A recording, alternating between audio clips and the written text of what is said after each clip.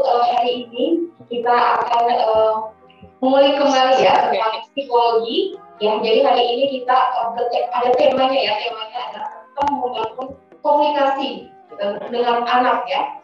Nah, jadi di sini kita sudah kedatangan tamu spesial kita ya. Ini alhamdulillah kali kedua ya. Iya, kali kedua. Seperti lagunya Raisa. Lagunya Raisa. Nah, Ibu Tati seperti lagu Raisa. Nah, jadi sedikit saya bacakan tentang profil Ibu Tati. Nah, jadi nama lengkap beliau adalah Ibu Tati Julita, Master Human Science in Psychology. Nah, jadi luar biasa kalau saya bacakan profilnya kita tidak pulang nih. Jelas saja saya bacakan ya. Jadi saking banyaknya. Nah, beliau mengenyam pendidikan di Bachelor of Psychology Islamic University of Indonesia.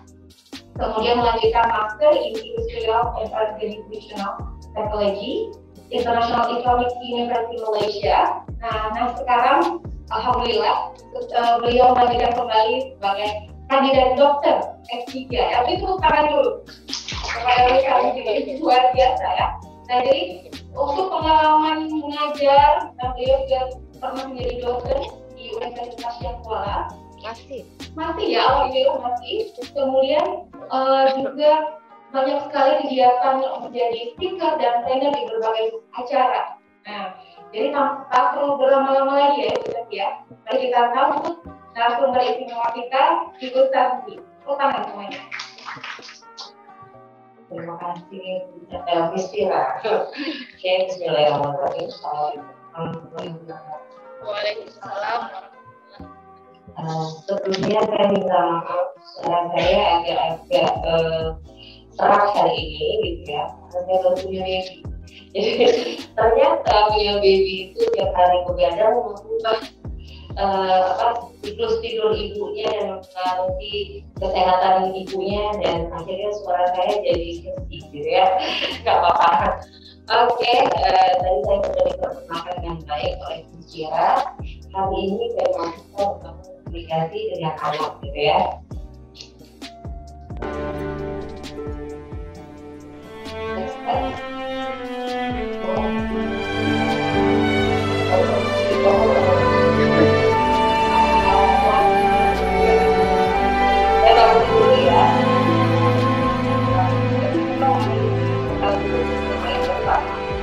Silahkan berdiri dulu, kita explaining dulu.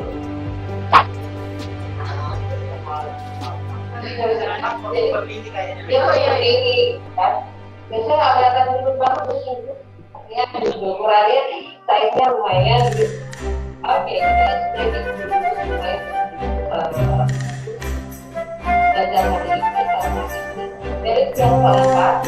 Saya yakin dengan tema yang berbeda, yang tidak maupun Bapak Ibu Guru tetap semangat karena temanya selalu berbeda-beda gitu ya. Ada hal-hal baru yang dipelajari. Nah, hari ini saya mau baca icebreaking-nya. Mudah sekali, mungkin sudah banyak yang tahu. Ya, kita akan bermain. Instruksinya, silakan didengarkan dengan baik ya.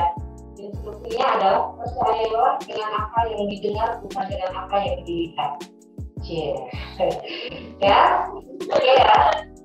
Jadi kalau misalnya ini dalam susunan apapun gitu kan, saya itu dengan apa yang didengar daripada dengan apa yang dilihat untuk hari ini gitu ya. Oke, nanti saya akan perkenalkan misalnya ini ya, contohnya ini berapa? Oke, ini 1. Yang ini 2. Kalau yang ini seperti ini terakhir, oke, paham ya? Ini yang ini ya, oke ya. Jadi ini yang ini, kalau yang ini seperti ini terakhir, oke. Ini ini fokus pada yang 3. Kalau yang ini yakin, yang kalau yang ini 2. Kalau yang ini 3 ya. fokus, ada yang bingung. Kok bisa begitu? Maksudnya apa gitu ya? Jadi instruksinya seperti tadi, ya. Lebih percaya pada apa yang didengar daripada apa yang dilihat. Oke, seperti ini. Iya, sudah mulai fokus. Bapak-bapak ini mana cara seperti ini dari empat juga. Itulah ada rumusnya tadi ya. Nah, terakhir. Oke, kamu lanjut. Yang ini? Ini. Oke. Nah, oke, ada satu games lagi sama instruksinya. Dan ibu-ibu lebih percaya dengan apa yang dilihat daripada apa yang dilihat. Nah, tapi ibu-ibu dan bapak-bapak juga punya tugas. Kalau saya minta, ya silakan ditunjukkan. Ya, kalau saya bilang atau disentuh gitu ya, misalnya, oke, mulut.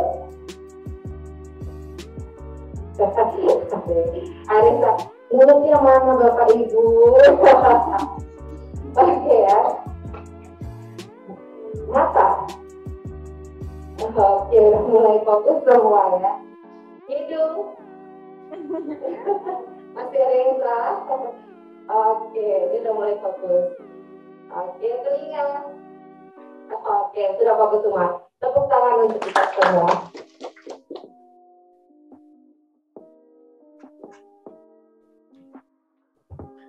Saya izin buka masker ya.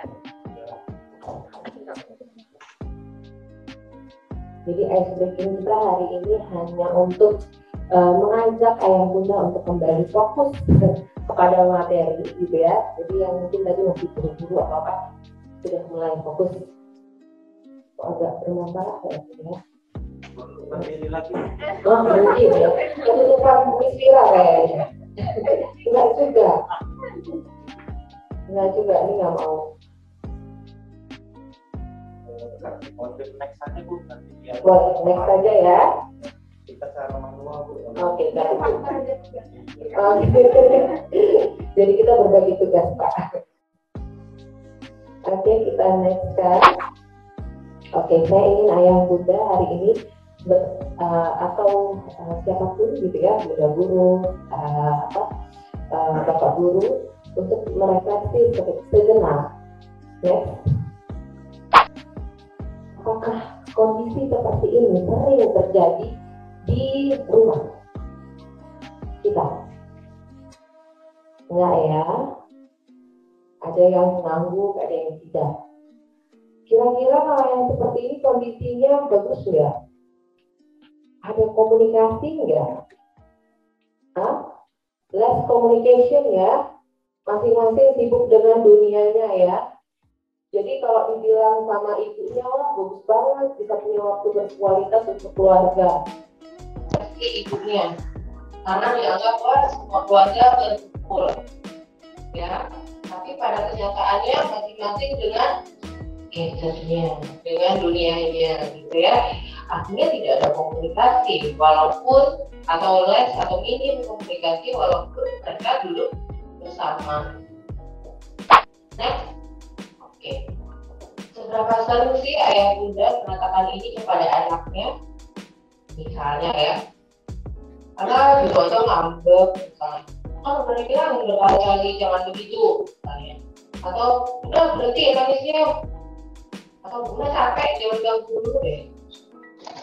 Berapa sering sih kita melakukan ini kepada anak ketika anak merasa bersalah? Pasti ada ya. Saya juga pernah. Jadi kalau kita mau jujur ke hati kita gitu ya, saya pernah nih misalnya anak saya lagi mau begitu, maaf. Harusnya kita minta maaf gitu ya, maaf deh, capek gitu ya. Tapi tetap kita kadang ada orang tua yang enggak, udah capek nanti deh. Nah ini juga kalau kita mau refleksi, apakah ini komunikasi yang baik? Apakah ini komunikasi yang efektif dengan anak? Tentunya tidak ya. Next. Ini saya ajak ayah bunda untuk mengenal teori dasar sedikit tentang komunikasi. Jadi inti komunikasi itu apa? Suatu proses penyampaian pikiran dan perasaan, baik melalui bahasa, pembicaraan, dengan gerak tubuh. ataupun ungkapan emosi. Jadi kita harus paham walaupun tanpa kata-kata, ya, karena dengan ungkapan emosi, misalnya wajah anak terus, kita harus tahu ini anak terus. Jadi kita harus paham. Karena apa, inti komunikasi adalah pesan yang ingin disampaikan diterima dengan baik oleh sesama pasangan. Ya, ini bentuk komunikasi. Jadi supaya ayah bunda tahu kalau dibilang komunikasi itu tidak hanya verbal, tapi ada yang namanya non verbal. Ya, jadi kalau dibilang non verbal itu gimana ya, gerak tubuh, ekspresi. Jadi kalau anak nangis kita harus tahu ini nangisnya nangis nangis sedih, nangis senang. Ya kan, nangis bahagia juga ada orang yang nangis kita. Jadi kita harus tahu dari ekspresinya, dari gerak tubuhnya. Oke, ini hanya ingin menyampaikan ke orang tua bahwa secara teori ini adalah proses komunikasi. Tapi yang perlu buat ayah bunda ketahui adalah ada faktor noise atau bimbingan atau gangguan di sini. Jadi kadang kita suka kesel sama anak kita atau marah sama anak kita, itu aja nggak dengar, atau kan sampai mama bilang kita mengabaikan faktor noise tadi. Ya, kenapa anak kita nggak dengar, sudah mengindahkan ini belum? Ada faktor noise dan faktor gangguan. Misalnya kita setel TV DVD terus kita salahin anak kita nggak dengar, padahal yang noise-nya sekarang TV, secara TV ya. Jadi itu yang kadang komunikasi jadi tidak efektif. Kita menyalahkan anak, padahal yang salah bukan anak, tapi kita merupakan faktor di luar itu ya, gangguannya. Nah, saya mengajak ayah bunda untuk tahu dulu manfaatnya, ya, baik ayah bunda yang di rumah maupun ayah bunda yang di sini. Kenapa? Kalau kita tahu manfaatnya, kita lebih semangat nih belajarnya.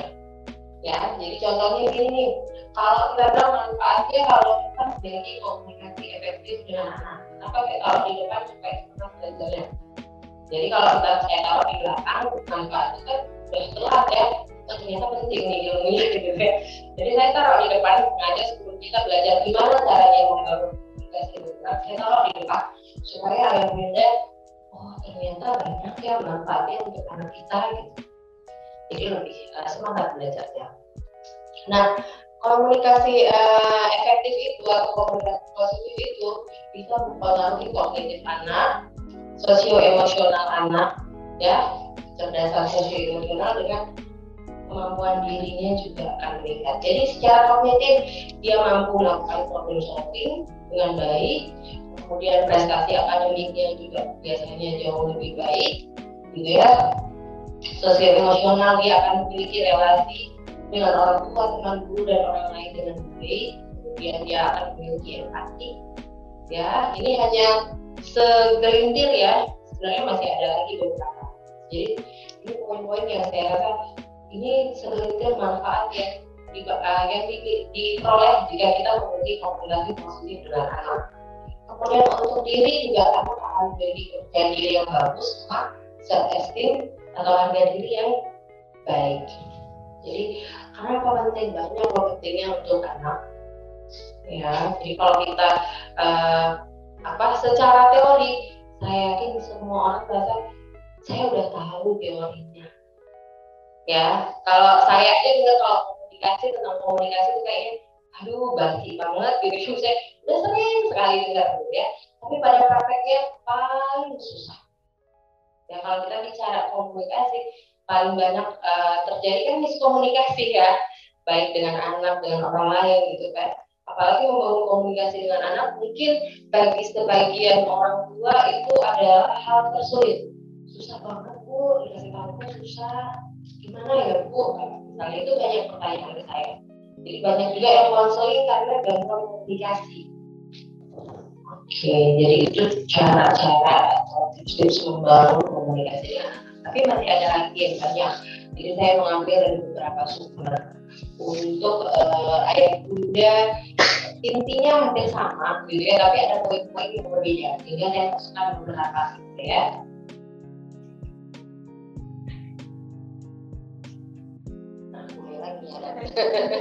Saya mau.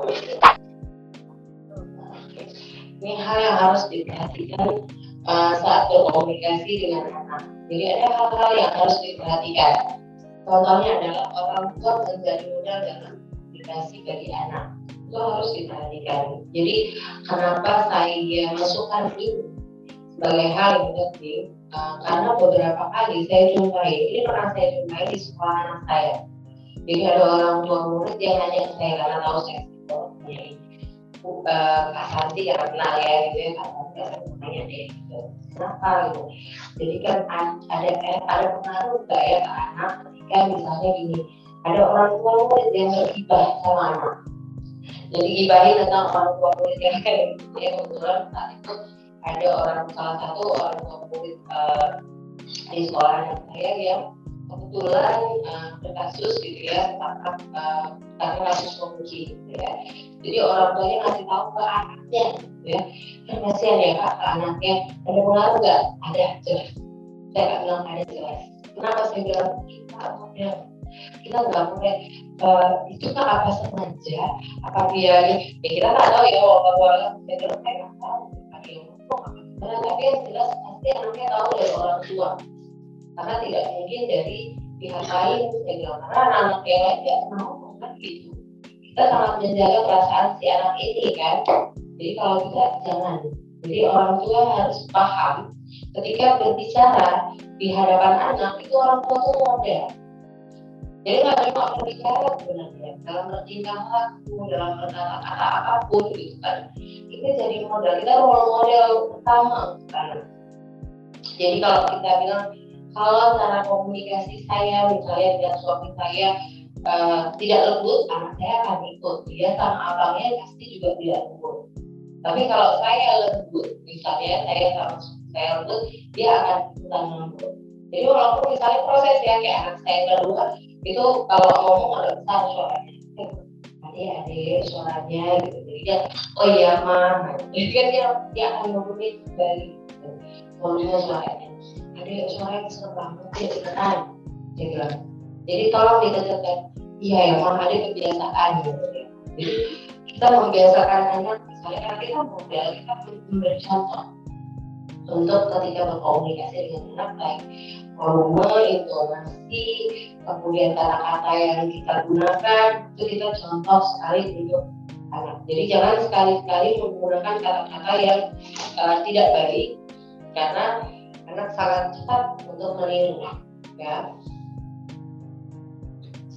Kemudian menggunakan bahasa yang sederhana ini juga harus dipahami. Jadi kalau bahasa dengan anak itu jangan yang ribet, jangan yang sulit, yang yang membuat anak bingung gitu. Tapi gunakan bahasa sederhana yang dia pahami dengan mudah. Kemudian gunakan bahasa tubuh dan berikan perhatian penuh saat berkomunikasi dengan anak. Jadi ketika kita berkomunikasi dengan anak, kita tolong detail ya. Next.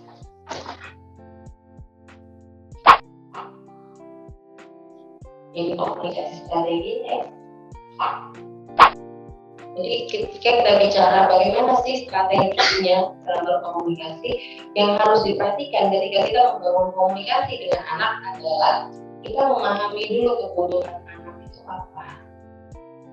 Setiap anak itu punya kebutuhannya yang disesuaikan dengan usianya, dengan tahapan perkembangannya. Nah, yang muda makanya harus ikuti serisnya lengkap supaya belajarnya juga lengkap, karena tahapan perkembangan sudah ada di series pertama, ya sudah belajar di series pertama. Jadi kita udah tahu, oke, kalau usia 0 sampai 6 tahun apa sih yang mereka kembangkan, sehingga apa kebutuhannya 0 sampai 6 tahun. Jadi kayak di sini saya hanya ambil sedikit ya poin-poinnya. Misalnya 0 sampai 6 tahun mereka masih mengembangkan rasa aman gitu ya, kebutuhan untuk disayangi, kognitif positif, dan mengenali dan memahami emosi itu di 0 sampai 6 tahun. Jadi di usia-usia ini anak itu kan baru belajar, oh ini toh yang namanya rasa takut, oh ini toh yang namanya rasa khawatir, misalnya rasa cemas. Karena sebelumnya kan dia nggak tahu ya gitu ya. Kemudian oh ini toh rasa aman, Jadi rasa aman itu gimana kita kembangkan dengan cara kalau komunikasi gimana rasa aman? Dengan kita memberikan waktu kita, meluangkan waktu kita dengan kita berbicara dengan anak itu memang total ya, dengan inti dari situ. Jadi ketika anak bicara kita kayak ngayongin, melindungin gitu, dan kita sangat-sangat menghargai anak. Jadi ketika misalnya anak bicara mama misalnya kan kalau sering misalnya adik ngokol misalnya, ya kan 0 sampai 6 tahun kan biasanya adik ngokol. Ketika komunikasi kita bangun positif, kita nggak akan adik itu aja nggak bisa kan mama bilangin jangan ngokol, capek kan mama gitu ya. Bangsat ini itu harus bisa ngokol adik lagi kita ya. Rasa aman nggak dia? Enggak. Untuk ngadu ke mamanya ketika dia buat salah, nggak berani, nggak kena marah. Jadi itu rasa aman yang kita sendiri tidak bangun kepada anak. Harusnya gimana? Kita bangun rasa aman. Walaupun misalnya mama ada ngokol, kan mungkin ada orang tua yang aduh pinter lah mungkin. Ya, kalau ada ngokol, orang tua itu pasti ekspresinya udah berbeda-beda. Semua dia udah ada emosi dan lain-lain. Tapi yang harus kita bangun apa? Rasa aman tadi kan. Kalau anak takut ngadu kesalahannya, tapi takut dia akan ngadu siapa? Gitu ya, itu yang harus kita tanamin. Makanya kita harus tahu sudah perkembangan anak, sehingga komunikasi yang kita bangun, kita penuhi kebutuhannya. Oke, adik, ya, ngomong dari lahir kita harus sama. Jadi kita ajarin, karena biasanya ketika anak-anak ngomong itu kalau usia 4-5 tahun kan udah bisa diajak untuk kerjasama ya. Beda kalau anak 2 tahun ya nggak mungkin ayo sama-sama bila ngomong aja cuma ngomong gitu kan, biasanya kita tuh ngomong gitu belum bisa ngadu yang panjang gitu kan. Tapi kalau usia 4-5 tahun mungkin sudah dan pernah nggak anak usia begini ngomong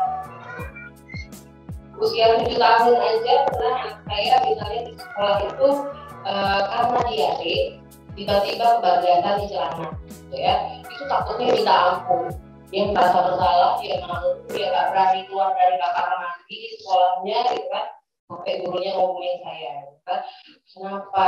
Dia takut. Ketika saya datang saya buka pintu maaf enggak kok abang nggak salah. Jadi kita harus membangun perasaan kok salah. Dan pasti makan apa sayang? Jadi kita bangun. Kan sekali-sekali Bu direpotin, bukan kita setiap hari direpotin seperti itu kan.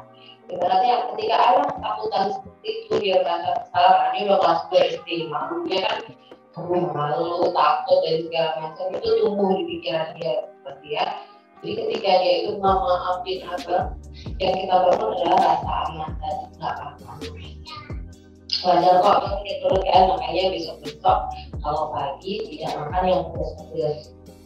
Ataupun kalau malam khawatir ini silahkan jangan makan yang pedas. Sebenarnya nggak apa-apa, nggak cuma abang tadi karena upacara, abang tahan-tahan dari upacara. Nah, dari mana? Dikasih anak saya. Lalu saya bilang, bang besok-besok ke depannya walaupun sedang upacara, kalau abang sakit perut silahkan sampaikan dulu. Jadi jangan abang tahan-tahan sampai nggak tahan, gitu ya, sampai keluar. Silahkan sampaikan dulu, misalnya, saya mau kemarinnya sudah nggak tahan. Itu guru nggak akan marah. Kalau dia mau udah bisa pergi sendiri ke toiletnya, jadi tidak merepotkan guru. Jadi silahkan minta izin. Jadi jangan takut untuk minta izin kepada guru. Jadi kita tanamkan rasa aman ke anak. Karena anak juga kadang takut dia sama gurunya, gitu ya. Padahal nggak apa-apa, gurunya nggak akan marah. Nah, konsep diri positif ini kita juga yang perlu. Jadi kita mau gimana sih caranya supaya anak punya konsep diri yang positif dengan cara komunikasi. Jadi ketika anak buat sesuatu jangan langsung kita bilang jelek nih, nggak bagus, kurang menarik. Nah itu kan bahasa-bahasa yang negatif. Jadi kalau kita misalnya kita lihat gambar anak kita ya, dia buat pemandangan hijau, modelnya warna hijau, burungnya warna hijau misalnya, langitnya pun warna agak-agak hijau. Kalau refleksinya orang tua kan biasanya gitu ya, kata-katanya keluar adalah enggak bagus gitu ya. Itu kan refleksinya orang tua kan, kita jujur gitu kan, kita merasa saya sederhana gitu. Tapi konsep diri dia bisa jadi ya dia nggak relevan, ya dia nggak pinter gitu. Tapi kita harusnya menggali dengan komunikasi yang positif. Gimana caranya? Misalnya dia tadi gambar warnai ya, misalnya warna hijau gitu kan. Ini kan untuk usia adik udah bagus, tapi lebih bagus coba kalau adik warnanya lebih menarik sesuai dengan warna aslinya. Ya. Oh misalnya jalan, adik pernah lihat ya jalan warna hijau, ya kan? Jadi kita bisa kayak berwarna jalan bila jalannya. Ada yang rumput-rumput itu kan hijau, kalau anak-anak kan biar terang. Kalau rumput itu kayak ya jalan yang biasa aja dia biar gambarnya jadi lebih hidup, jadi ada warna-warnanya, ada warna kuningnya, ada warna ini. Jadi gambar dia atau ini lebih menarik. Ya, jadi kita tanamkan sesuai dengan kebutuhan anak. Kemudian kalau 7 sampai 11 tahun. Jadi yang strateginya digunakan kan belajar kawin, ekspresi rasa cinta dan kasih sayang. Nah itu kan cara tadi ya yang kita kasih tahu ke anak bahwa bukannya jelek langsung jelek nih nggak bagus misalnya apa, tapi kita tanamkan rasa cinta. Oh bagus usia ini udah keren nih, udah rapi, kurangnya di warna aja. Jadi kita tahu gitu. Nah kalau 7 sampai 11 tahun dieksplorasi ide ya, menemukan potensi diri kemudian dipahami dan dihormati. Jadi dia udah mulai eksplorasi ide dia gitu kan, menemukan potensi diri. Ya, saya udah mulai di usia ini mulai nyari tahu dia bakatnya di mana gitu kan. Kayak dia saya mau jadi pemain bola profesional, kayak dia bilang sama tuh dia jadi pemain bola profesional karena dia merasa di situ bakatnya. Saya kan bilang oke abang, aku yang ini bagus, minatnya abang besar di situ, tapi kalau kakak harus cari lagi kayaknya. Soalnya orang lain banyak yang lebih berbakat kan, jadi ya banyak yang lebih jago ini main bolanya daripada abang bisa. Jadi kalau untuk profesional merasa masih harus banyak latihan. Jadi kita tidak bilang gak akan bisa gitu ya, tapi kayaknya masih harus banyak latihan karena persaingannya ketat gitu. Karena pemain profesional yang dibayarnya adalah seperti Ronaldo dan lain gitu kan, jauh gitu kan. Kalau kita kan bahasa kita kan jauh gitu sebenarnya gitu ya, tapi kita kan tidak boleh karena dia lagi mencari potensi dia gitu, dan dia memang suka sekali. Jadi kita bisa bilang dia harus banyak berlatih kalau untuk belajar itu, karena apa masih banyak yang dilupakan. Di sekolah aja abangnya berapa kira-kira di sekolah kalau abang list kan, tulis berapa nih yang jago main bola. Jadi dia bilang si ini jago, sini jago. Atau tulis berapa kan, jadi dia tahu untuk profesional di sekolah aja apalagi untuk nasional gitu. Saingannya jauh, jadi harus berlatih. Jadi kalau nyari potensi, silakan dicari potensinya Pak. Jadi diajarkan anak 7 sampai 11 tahun. Anak-anak kan menggali potensi nih ya, jadi kita tanyakan sukanya apa, sukanya apa, dan kita lihat, kita amati. Jadi kayak saya, ya misalnya kayak anak saya suka olahraga, abang mau latihan badminton boleh nggak? Akan dukung kalau itu positif, boleh. Tapi, pernah suatu hari baru-baru ini juga dia pulang nangis gitu. Kenapa nangis? Abang dipilih di sains sama Bu Guru. Abang gak suka sains, abang maunya di olahraga karena dia mau jadi pemain bola tadi. Abang maunya di olahraga, abang maunya di PI tadi. Nah bisa gitu juga kan, kalau dalam hati kita nggak bisa gitu juga dong. Anda punya bakat di sains sih sebenarnya. Jadi yang saya tanamin adalah saat itu ketika dia nangis, enggak apa-apa, itu bagus. Untuk berada di klub sains, nggak semua anak bisa berada di situ. Apa harus tahu itu potensi apa? Bu gurunya pintar kalau saya bilang. Jadi saya bilang sama anak saya, wah itu bu guru abang pintar, dia mengenal bakat anak muridnya. Jadi walaupun bu guru tahu, tapi kan bu guru tahu abang suka bola. Ya bu guru tahu abang suka bola, tapi bu guru juga tahu bahwa abang punya kemampuan lebih di sains. Kenapa nggak semua anak bisa masuk di klub sains? Saya bilang anak-anak yang masuk di klub sains memang anak yang suka belajar. Nggak semua bang. adik coba disuruh masuk grup sains, cuma pusing gurunya karena adiknya memang malas belajar gitu ya. Jadi adiknya langsung ketawa gitu. Adik mau di art saja kata adiknya gitu kan, ya nggak apa-apa, tapi kalau misalnya abang gurunya kalau abang punya potensi lebih sehingga abang dimasukkan ke sains, ya abang harus belajar, abang harus suka, itu potensi yang abang punya nilai gitu. Tapi abang nggak suka, abang punya kemampuan itu silahkan abang asah dulu, jangan mungkin nggak suka misalnya. Jadi kita ajarin ke anak untuk dia menerima, ya dia menerima, dia tahu itu potensi dia, karena walaupun dia tahu kalau dia nggak suka, dia kan nggak mau ya, kalau anak-anak kan gitu ya, abang punya potensi itu, jadi dia menerima dan akhirnya mau belajar. Kalau sekarang nggak perlu saya suruh, dia suka tuh sama papanya, misalnya Pak tadi abang belajar ini di klub sains kan, jadi dia udah mulai enjoy, dia udah mulai menikmati. Seru kan bang? Nah, jadi kita akan mengajarkan anak untuk belajar mencintai walaupun hal itu dia kurang minati misalnya, tapi sebenarnya dia punya bakat di situ. Ya karena kita tahu usia segitu sebenarnya potensi anak tuh memang harus digali sesuai dengan kemampuannya. Nah di anak 11 tahun kita harus tahu ini adalah hal-hal yang dibutuhkan anak. Jadi kalau di atas 11 tahun itu kan tahapan remaja. Ini lebih sulit untuk para orang tua.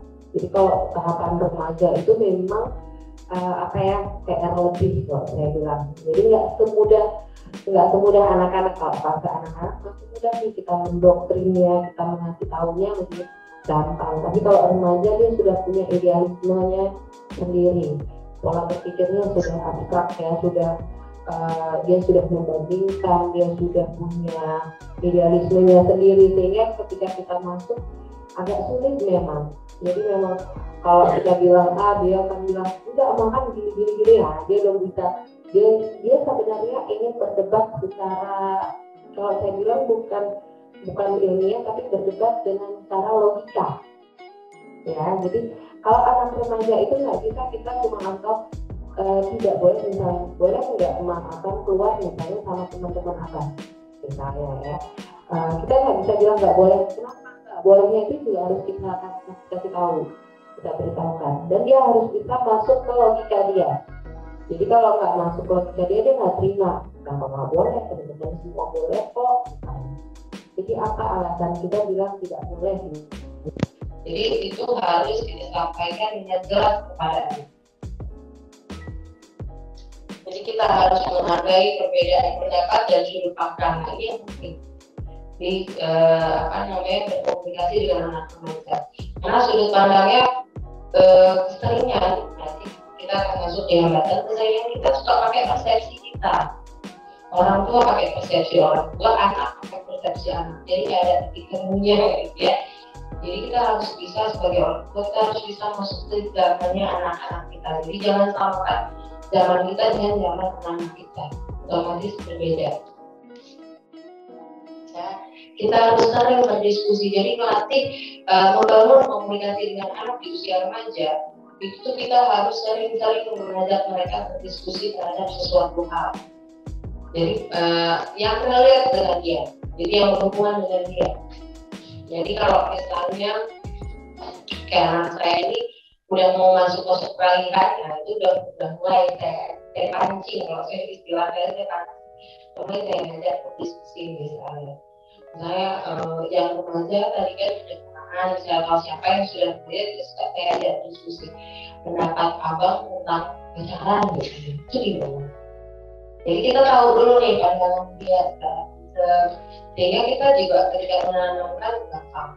Oh kalau nggak mau sebagai orang tua kan gitu ya, tapi kalau sebagai orang tua ketika dia bilang aku pengen dia pacaran, nah itu kan kita harus siapin tuh kira-kira gimana caranya supaya dia tidak misalnya kan, kita harus tahu caranya masuknya komunikasinya seperti apa. Next.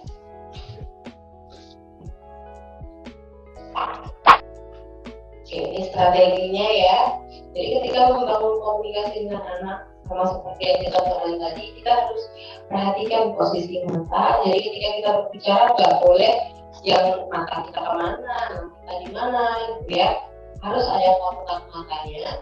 Kemudian bidar, artinya beda tuh ya, jadi Anda bukan cuma di situ secara raganya atau fisiknya, tapi secara psikisnya Anda di mana-mana gitu ya. Jangan seperti itu. Tapi Anda memang ada.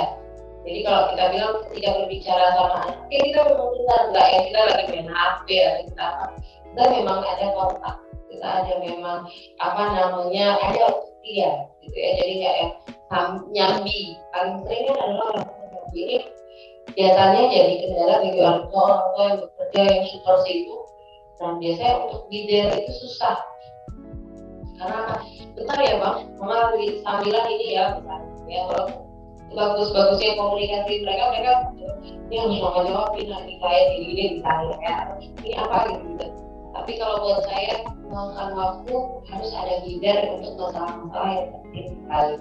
Kalau nggak di pos bentar, jadi bentar bang, 5 menit, mama jawab ini dulu atau apa misalnya. Jadi setelah 5 menit, nah gimana bang? Jadi kita kembali ke dia, gitu ya. Kemudian ini juga sangat penting, listen before speak. Banyak orang tua yang langsung marahin ya tanpa mendengar terlebih dahulu. Banyak sekali. Kenapa menjadi kita bilang sebenarnya membangun komunikasi itu kalau secara teorinya gampang, prakteknya susah ya di sini. Jadi orang tua punya kecenderungan untuk berbicara terus. Namun itu harusnya gini, tapi kita tidak dengar dulu kesahnya itu apa. Jadi banyak orang tua yang ketika misalnya kayak tadi anaknya nangis, misalnya pulang sekolah dia nangis, kalau kita tidak listening, alah abang gitu aja nangis, misalnya gitu ya, karena langsung mau ngerasa apa lagi, mamanya udah nggak remeh kan gitu ya. Tapi ketika kita tanya kan abang nangis, ya abang dipilih saya abang nggak suka ini yang keluar, ya, dan udah bisa sekali kasih. Apa itu guru abang pintar suka sama guru dia pintar bisa membaca karakter anak, tahu potensi apa kan potensinya di situ kita harus ngerti misalnya gitu. Tapi abang nggak suka ya, tapi abang harus tahu bahwa abang punya kelebihan di situ, nggak semua anak gampang menghafal. Jadi kita kasih tahu potensi dia. Nggak semua anak bisa menghafal dengan cepat, dengan mudah seperti apa. Tidak semua anak itu kelebihan yang abangnya yang harus abang ikuti gitu kan. Jadi kita speaknya setelah listen. Kemudian perhatikan bahasa nonverbal anak. Jadi harus kita perhatikan juga ekspresi dia gimana waktu saya bicara gitu kan. Misalnya kalau ada yang dia nggak suka kan yang sedih gitu kan, kita harus tahu oke, ini ada sedih lagi, kita harus tahu lagi kenapa. Jangan tadi harusnya bangga, mama aja bangga kok ya, mama bangga anaknya dipilih klub saya misalnya gitu ya. Jadi kita kasih tahu, nah hargai dan beri apresiasi. Jadi dalam berkomunikasi dengan anak, kalau diperhatikan kita harus menghargai dia dan beri apresiasi. Jadi jangan sebagai orang tua itu menganggap ya kan biasa, semua hasil karya anak itu biasa, tapi ada reward dong anak ketika dia buat sesuatu yang bagus. Ibaratnya ketika dia membantu kita aja ya, sederhana, komunikasi sederhana, misalnya kayak anak saya alhamdulillah yang cewek itu suka bantu misalnya kan, nanti pulang-pulang jadi beresin kamar saya misalnya apa. Itu kalau kita kasih apresiasi, memang aura wajah itu seharian itu bahagia. Kita bisa lihat itu senang sekali. Karena apa? Ada apresiasi dari ibunya. Dia tahu dia dihargai. Makasih ya Ma, ya Masya Allah kali mau punya anak seperti ini. Walaupun dia bersihin, mau nyapu atau apa, nanti yang jorokin dia lagi sebenarnya. Ya, yang jorokin sama mamanya dia, yang bersihin juga dia kan. Tapi ketika kita kasih apresiasi itu seharian memang ekspresinya berbeda. Jadi dia nampak bahagia gitu ya. Next.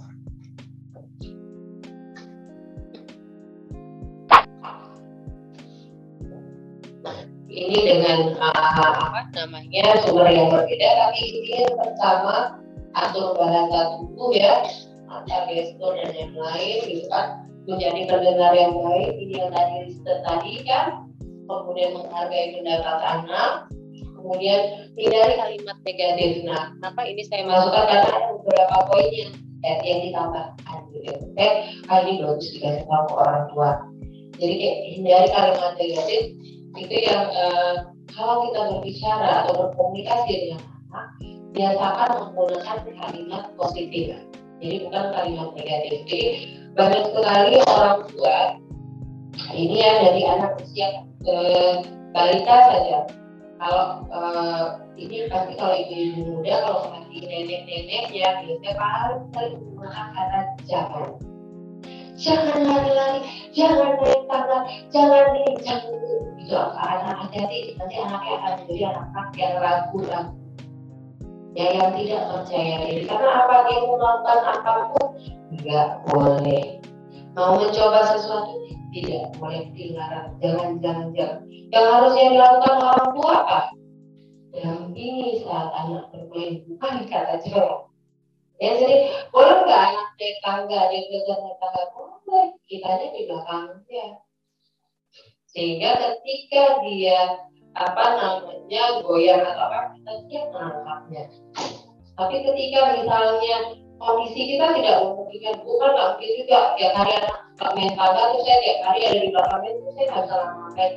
Nah kalau misalnya itu ya hindari kata jangan, tadi bukan jangan naik tangga, tapi nah kita main yang lain ya, kita alihkan ke mainan yang lain. Jadi itu kalimat yang positif daripada kata jangan main misalnya jangan main di tangga, kita alihkan dengan yuk main puzzle yuk, misalnya yuk main balap yuk, itu kan kita menggunakan kalimat positif, tidak menghindari kata jangan tadi.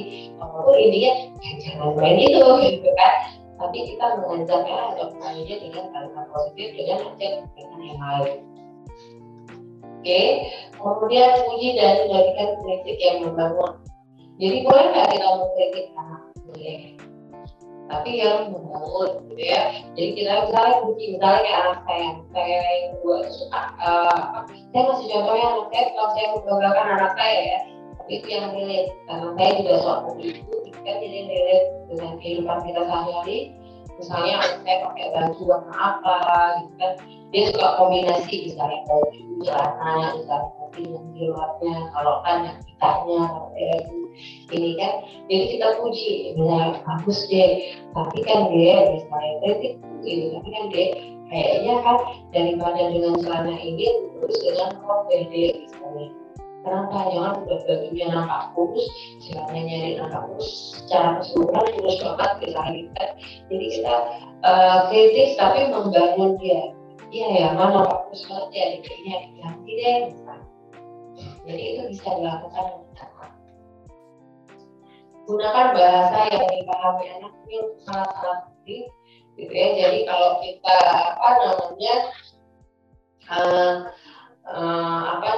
ditanya anak, jangan menggunakan kata-kata yang sulit dipahami gitu kan. Jadi kayak saya baru melahirkan, melahirkan sesar itu apa misalnya gitu kan.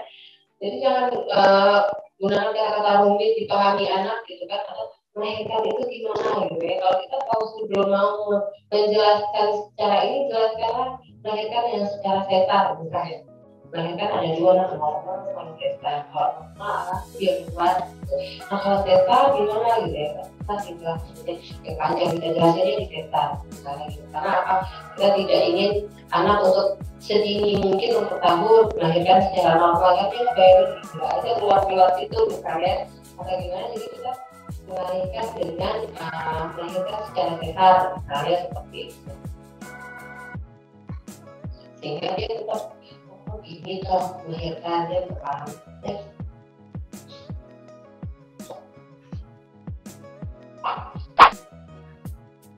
Nah, yang paling penting adalah kita meluangkan waktu untuk anak ya. Jadi kalau namanya membangun komunikasi dengan anak, kalau kita nggak punya waktu untuk anak, itu biasanya sulit untuk efektif untuk positif. Jadi kalau kita terlalu sibuk sendiri, itu komunikasi yang terbangun jarang yang efektif atau yang positif. Tapi anak tuh udah punya di mindsetnya tuh mama atau orang tua terlalu sibuk, ini nggak punya waktu saya ya. Dan saya pernah punya klien yang anaknya speech delay, jadi terlambat bicara bukan karena gangguan apa-apa, tapi memang karena kurang stimulus. Jadi orang tua suami istri terlalu sibuk sehingga anaknya terbiasa nonton TV. atau anaknya memang ditinggal dengan pembantu tapi pembantunya juga nggak banyak ngomong, pembantunya banyak kerja, jadi pembantunya rajin kerja ini kerja itu, juga asisten rumah tangganya rajin, tapi tidak pernah menstimulus anak untuk berbicara, sehingga mau 4 tahun anaknya waktu itu datang ke saya 3 tahun 8 bulan belum bisa bicara. Setelah di terapi 6 bulan saja sudah lancar. Kenapa? Karena sebenarnya cuma butuh stimulus. Nah, orang tuanya dua-duanya dokter kan sibuk jadinya, nggak punya waktu. Dokter kan sibuk sekali ya, pagi di rumah sakit, siang sama sampai malam kadang praktek gitu kan. Jadi memang mereka tidak punya waktu untuk menstimulus anak dengan baik. Katanya anak pertama nggak apa-apa ya Bu, kebutuhan anak berbeda. Yang saya bilang mungkin buat si abang nggak masalah, tapi buat si adik itu jadi masalah. Karena apa, dia komunikasi si adik ini lebih diam-diam sehingga butuh stimulus. Ya karakternya berbeda. Nah, komunikasi aktif tanpa membedakan anak ini juga baru-baru ini viral di Instagram. Saya kalau lihat Instagram saya suka lihat sesuatu yang apa ya, related dengan ada something yang bisa kita ambil. Jadi entah di Cina, entah di mana itu orang tua ketika anak perempuannya pulang, orang tuanya nggak merespon, tapi ketika anak laki-lakinya tuh dipeluk ya Pak ya, ada lihat ya. Jadi kalau saya begitu kayak jadi apa itu saya pikir saya peluk gitu ya, itu kasihan sekali karena mungkin di negara tertentu atau di daerah tertentu anak laki-laki itu lebih berharga daripada anak perempuan. Tapi buat saya sebaiknya jangan diperlakukan berbeda. Jadi kalau sekolah tuh misalnya gitu ya, laki-laki dan perempuan jangan dibeda-bedakan, kecuali kita membedakannya sesuai dengan kebutuhan atau karakter. Jadi kayak baru-baru ini juga ada teman saya yang kebetulan sekolah juga, dia memasukkan sekolah anak perempuannya di sekolah yang bagus. Ya ibaratnya yang bagus itu tuntutan menghafal Quran banyak. Dan sekolah anak laki-lakinya di sekolah biasa dan biasa. Jadi dia bilang itu perdebatan yang sangat panjang pada dirinya. Jadi dia bilang agak susah kan melawan arus. Kalau di Aceh ini kan masih anak laki-laki lah yang sekolahnya harus lebih bagus daripada anak perempuan. Tapi saya pernah saya di sekolah, saya bisa melihat bahwa anak saya yang perempuan lebih mampu. Kalau anak laki-laki saya masukkan di situ stres dia. Saya nggak sanggup untuk mengejar hafalannya sekian banyaknya. Saya nggak sanggup, kan? Saya tahu kalau saya psikolog kan, jadi mau nggak mau saya masukkan ke sekolah biasa yang tidak menuntut banyak hafalan dan lain-lain, sehingga untuk mengembang dia lebih enak, lebih nyaman, kan? Tapi perdebatan nggak, karena apa? Nanti kalau ada suami juga, kebalik gitu kan? Harusnya laki-laki yang lebih ini korek. Nah itu yang sebenarnya budaya kita yang masih seperti itu. Dengan itu budaya sih sebenarnya. Karena seharusnya laki-laki perempuan tidak ada perbedaan karena gendernya, tapi kalau tadi atas pertimbangan kemampuan ya silahkan gitu ya, karena nggak bisa dipaksakan. Nah, penanaman nilai agama ini juga sangat penting dalam membangun komunikasi. Kenapa? Kalau kita menanamkan nilai agama, tentunya anak-anak kita akan ada yang suka ya, yang lebih dia lebih mengerti orang tua dan lain-lain.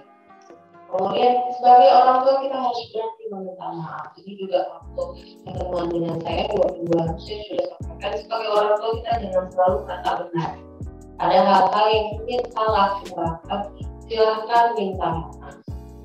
Jadi saya tidak segan-segan minta maaf anak saya. Bahkan yang bayi baru lahir itu saya ketika dia rewel, saya nggak tidur dan malah mau kesel. Saya cerita sama anak saya kedua kan, mau kesel sama si adik. Kenapa Mama? Dia nggak tidur, bayangin dari jam 12 gitu ya sampai jam 5 Mama on. Gitu. Kenapa kalau Mama taruh nangis? Saya kan Mama kesel, mau dia tidur, ngantuk kali gitu. Ternyata Mama baru tahu dia kurang enak badan, kayak rewel. Masih mami ya, gitu kan? Ya saya minta maaf. Walaupun dengan bayi yang dia belum mengerti, tapi saya yakin anak-anak tidak sudah belajar bahwa sedini mungkin kalau salah silakan minta maaf. Bisa bilang, oke, mau minta maaf sama si adik karena apa? Karena suka marahin dia, suruh tidur gitu kan. Padahal dia lagi rewel karena dia kurang lihat. Nah, didik anak dengan santun, bicara yang tegas, jangan mendoktrin. Perkenalkan kakak Mas, jadi maaf, Rizky, terima kasih. Itu harus ditanamkan sedikit sedikit. Nah, yang penting adalah kita sebagai orang tua juga harus bisa bicara yang tegas. Ya, jadi bukan berarti kita pola asuhnya jadi permisif apa-apa boleh, gitu ya. Kita juga harus tegas. Jadi kayak anak saya tahu mama ini jarang marah, tapi sekali yang marah ngeri. Buat mereka gitu, ngeri kenapa ngeri? Karena mama tegas kalau marah ya marah gitu, nggak boleh gitu. Jadi kita nggak simpan dalam menjalankan sesuatu. Jadi kalau misalnya dia kalau dia misalnya makan dulu ya saya misalnya baru main HP, walaupun itu weekend tetap punya aturan kan. Weekend boleh mau santai-santai males-malesan, tapi makan harus tepat waktu gitu. Jangan sampai nanti lama misalnya gitu. Karena anak saya suka kalau makan biasanya jauh jam 12 siang kadang makan jam 2 kadang belum makan, jadi pasti mulai kayak gitu, makan dulu baru main, jangan main dulu makan tar gitu. Makan dulu, kalau nggak dilakukan mau cari kan seperti itu. Jadi walaupun ya kan weekend memang jatah mereka jatah main weekend gitu kan, weekend kan kadang-kadang boleh 4 jam ya, tapi aturan makan dulu ya tetap, karena nggak dilakukan ya masih main ini handphonenya. Jadi kita tetap kita kalau aturan ya dan mau bilang dari bilang bakal kan handphonenya menarik ini handphonenya simpan di situ. Jadi kita tetap tegas ya, berikan pilihan bukan next.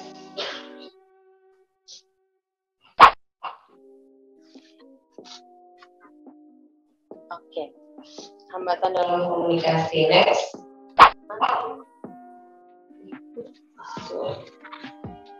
Oke, ini adalah beberapa hambatan dalam komunikasi, bukan cuma pada anak, tapi dalam kita berkomunikasi dengan siapapun ini akan menjadi hambatan dalam komunikasi, gitu ya. Yang poin pentingnya adalah banyak orang tua kenapa terjadi hambatan gitu, kenapa susah membangun komunikasi. Kalau teori kan tadi gampang ya, mata, bibir, segala macam gitu. Tapi sebenarnya kenapa sih sulit sekali kita membangun komunikasi dengan anak? Ini kita biasa mendengarkan hanya yang ingin didengar, yang nggak ingin kita dengar kita abaikan. Itu sebelum seseorang. Jadi itu yang menjadi hambatan komunikasi efektif. Jadi kalau kita misalnya baru-baru ini anak saya cerita misalnya kan, sebenarnya nggak, kalau kita bilang ya ini nggak bagus gitu, tapi kalau kita abaikan juga kan nggak boleh gitu. Nanti kita cerita gitu kan, tahu nggak mah akhir-akhir ini kami kan mah ada bu guru kasih tugas, jadi satu kelompok banyak yang nggak buat. Kami sudah sepakat ketika bu guru marahin, tahu nggak apa yang kami lakukan satu kelas apa? Ngomong, oke, I'm fine. Oke, proses layanan putus. Anak-anak sekarang itu ambisi loh. Saya cuma senyum, ya I'm fine. Bu gurunya gimana? Bu gurunya ketawa, nggak jadi marah. Ya, jadi itu anak kelas 4 SD dan itu baru-baru ini. Ketika saya mendengarkan, saya cuma senyum kan. Dan kali yang boleh jujur saya gurunya itu guru dengan kata-kata panjang untuk marahin kalian gak buat itu semuanya mungkin ampai gitu kan. Jadi kalau kita mendengarkan kita jadi lebih tahu banyak tentang anak, walaupun itu tentang kenakalan anak kita. Jadi sebenarnya nggak pengen kita nggak apa saya nakal. Dia kan dengan gue ini ada enggak tapi nakal kan ini ya mungkin gitu kan, kita tahu kan, kita kenal karakter kita ikutan apalagi yang Allah ada juga kan kayak gitu. Jadi ketika saya dengarkan oke, kita dengarkan aja, tapi tidak juga harus saat itu kita nasihati ya Bu Bapak ya. Jadi ada waktu-waktu yang ketika dia cerita kita nasihati sampai takut. Tadi kita lihat momennya, kalau yang kayak tadi dia bicara tadi sebenarnya kan kenakalan anak kan. Jadi kalau kita bilang walaupun ini karena ada tugas yang kedua oke, I'm fine, Bu Guru reaksinya seperti apa gitu kan. 2 kali buat salah kalau buat saya, tapi ya sudah, nanti ada waktunya yang akan saya nasihati gitu kan. Yang kedua, mengabaikan informasi yang tidak ingin didengar. Jadi ketika anak cerita itu, banyak orang tua yang saya lihat ketika anaknya cerita tentang kalau mau aborkan kan nggak, yang nggak bagus nggak cerita yang bagus-bagus saja. Tapi kalau orang tua yang seperti itu, kalau saya enggak, jadi saya dengerin aja.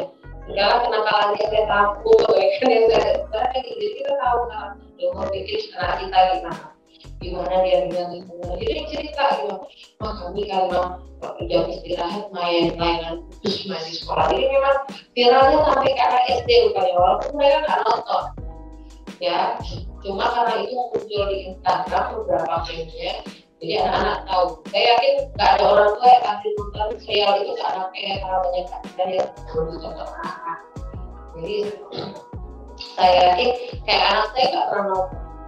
Anak saya tidak pernah nonton itu, saya pastikan tidak pernah nonton itu, tapi dia tahu film-filmnya lewat Instagram, muncul kan di Instagram, muncul di Instagram.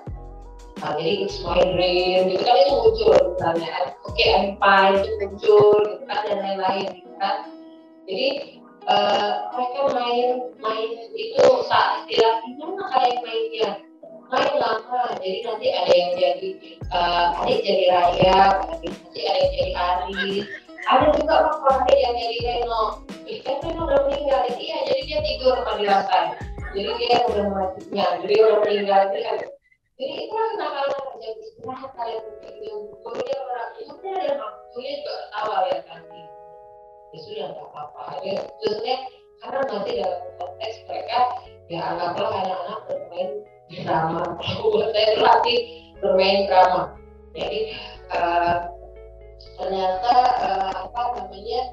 informasi-informasi kayak gitu, dan saya tenang kenapa gurunya kok yang tahu. Artinya kan walaupun mereka jam istirahat, mereka bermain itu, gurunya mantau karena mungkin gurunya yang aneh-aneh nggak dilarang juga, kan bahkan anak-anak berekspresikan gitu ya. Menilai dari sumber informasi yang didapat. Nah ini hambatan kenapa kita suka menilai sesuatu dari sumber informasi. Artinya misalnya kalau kita dapat laporan dari guru, misalnya saya pernah nih dapat laporan dari guru, itu anaknya begini, bisa nggak masuk Zoom. Nah ini paling sering nih waktu masih work from home, waktu school from home, waktu daring paling sering adalah anaknya nggak masuk Zoom. Ketika kita menilai dari sumber informasi yang kita dapatkan dari guru nih, langsung marah-marah biasanya ya, banyak orang kenapa dia nggak masuk gitu ya. Suami saya pun beberapa kali gitu, dia kok dapat laporannya begini gitu kan. Harusnya kan kita tanyakan dulu. Hadir guru bilang ini belum masuk Zoom gitu, mana? Nggak bisa mas, sinyalnya bermasalah. Ya, waktu itu anak saya kebetulan lagi di Bogor, ya. Jadi ketika dia sinyal di sini bermasalah, jadi ada yang susah masuk Zoom. Oke, betul ya. Saya cross check lagi dengan abang, betul nggak bang? Si adik ini betul nggak? Memang lagi bermasalah. Oke, fine. Tapi kalau misalnya karena sering kan ketiduran nih, sering ketiduran, jadi kalau dia kalau nggak masuk Zoom misalnya kan dia berbohong, kita kan tahu ketika kita terus cek siapa bilang enggak mak, si adik tidur misalnya gitu ya. Jadi kita bisa kenal betul guru bilang berarti karena nggak masuk Zoom kan, biasa itu kita tidak langsung menilai atau menjudgment dari satu sumber informasi ini, tapi kita cross check dulu. Kemudian menilai persepsi orang lain yang berbeda dengan persepsi sendiri, ini juga hati-hati. Kita punya kecenderungan untuk menilai segala sesuatu dari pola pikir kita atau dari persepsi kita, itu juga kadang salah. Jadi kita harus belajar untuk perbedaan persepsi. Ya, jadi ketika misalnya ada anak bercerita misalnya, soalnya gini, dia bercerita dari persepsi dia yang dianggap betul nggak gini, dan setengah lain ketika persepsi kita masuk ke persepsi dia. Jadi ya juga sih ya, untuk anak seukuran gitu bisa. Jadi jangan kita anggap persepsi kita itu selalu benar. Jadi kita harus tahu di lingkungannya anak-anak ini gimana. Nah, pengaruh emosi diri sendiri, jadi ini juga paling sering terjadi. Kenapa menjadi hambatan komunikasi? kita ya sebagai orang tua kita punya emosi yang anak kita tidak tahu kondisi kita. Ini kan yang paling sering terjadi. Kita lagi kesel, kita lagi marah, kita lagi capek, kita lagi sedih. Itu biasanya kan kita tidak mungkin menunjukkan itu dengan anak kita.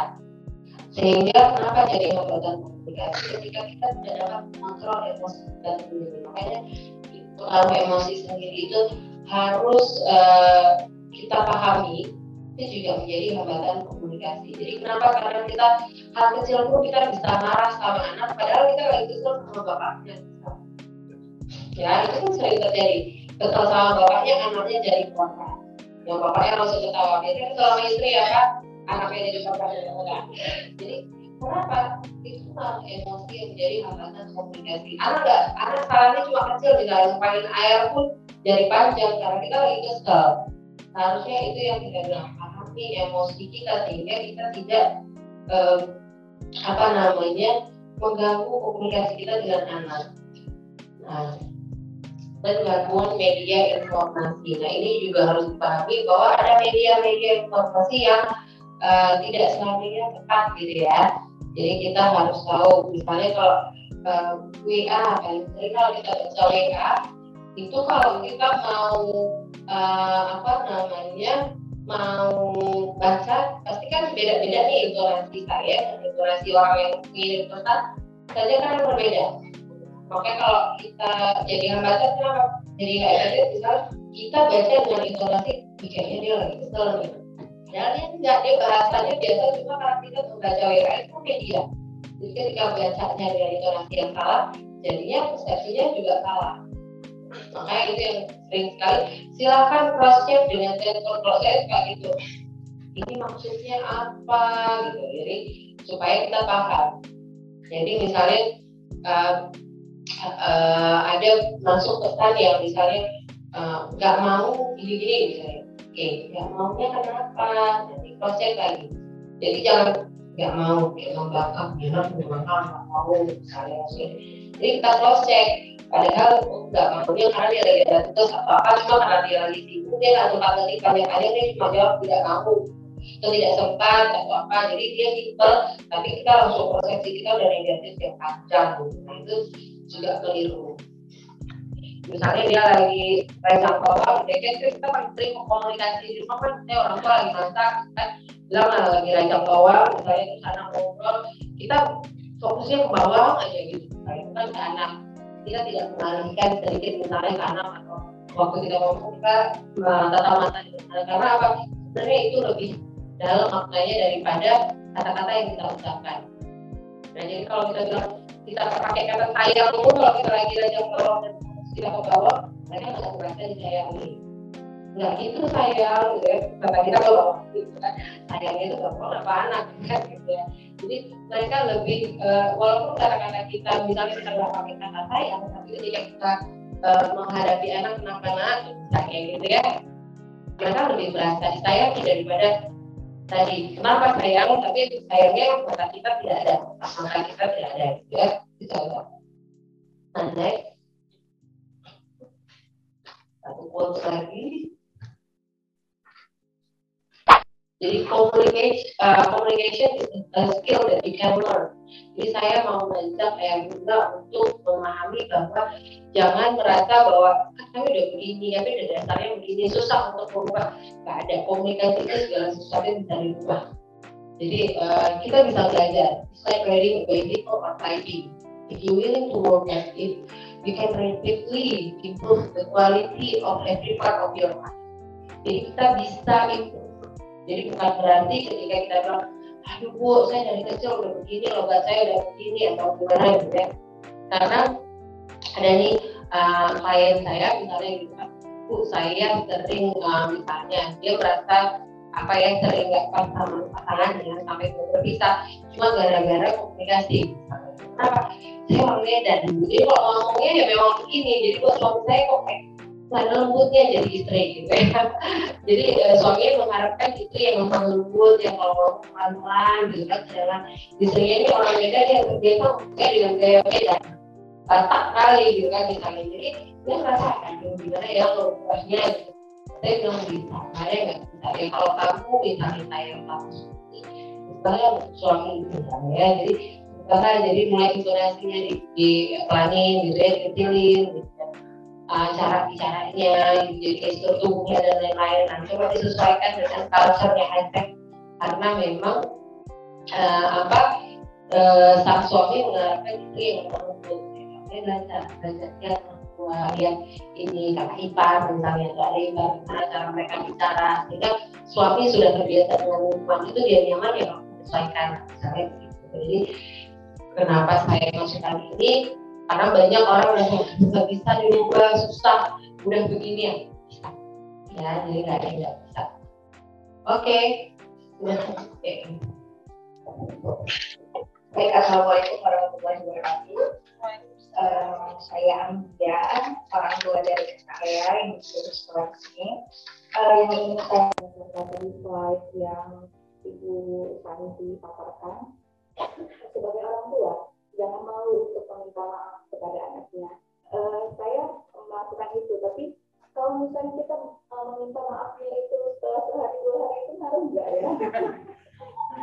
Nyadarnya telat mungkin kayak gitu aja. Assalamualaikum warahmatullahi wabarakatuh.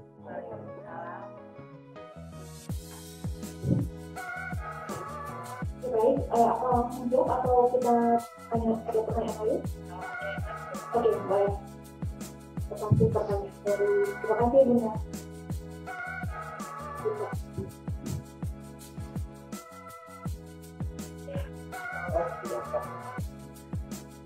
Nabila.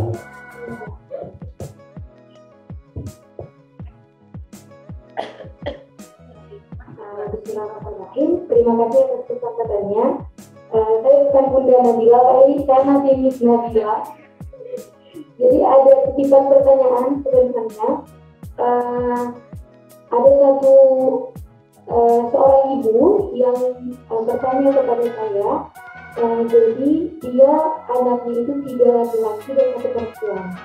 Nah, dan dia mengatakan bahwa anak laki-laki yang ketiga ini sebagai ujian banget lah nih, katanya gitu.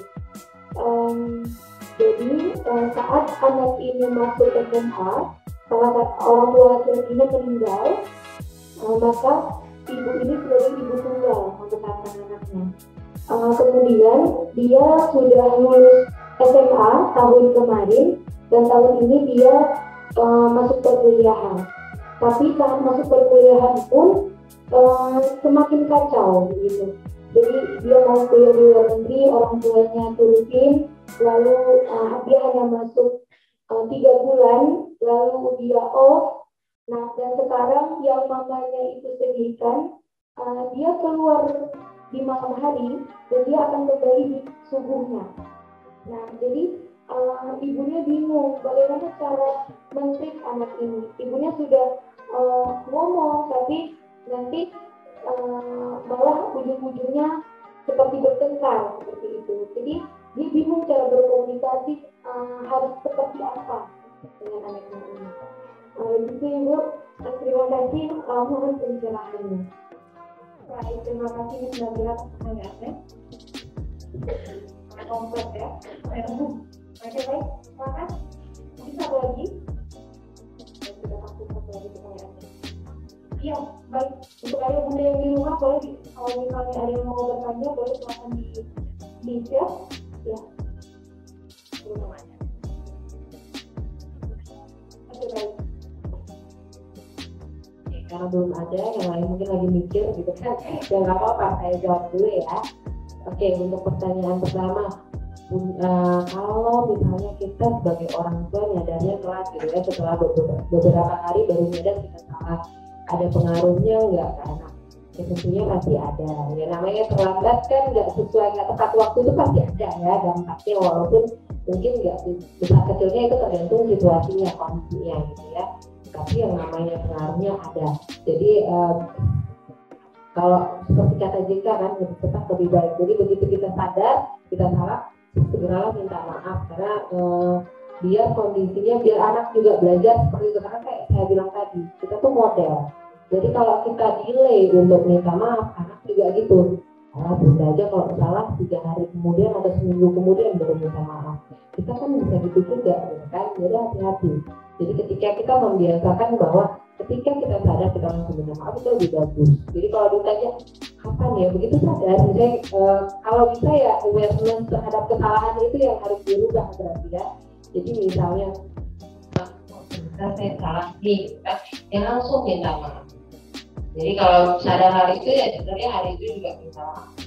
Jadi kadang menjadi orang tua itu kan tidak mudah. Jadi ketika misalnya ada kita dilema misalnya ini, apalagi kalau kita anak satu sama anak kedua berantem gitu kan, ada mungkin kata-kata kita atau ada ucapan kita yang tidak tepat. Kita minta maaf terus ketika kita salah, kita merasa kita salah. Ya. Maaf ya nak, jadi mau kesempatan kata-kata ini yang sebenarnya nggak boleh. Jadi mereka juga paham. Besok-besok berarti nggak boleh ngomong kayak gitu. Jadi kalau menurut saya kalau misalnya ada bekas pengaruhnya ada.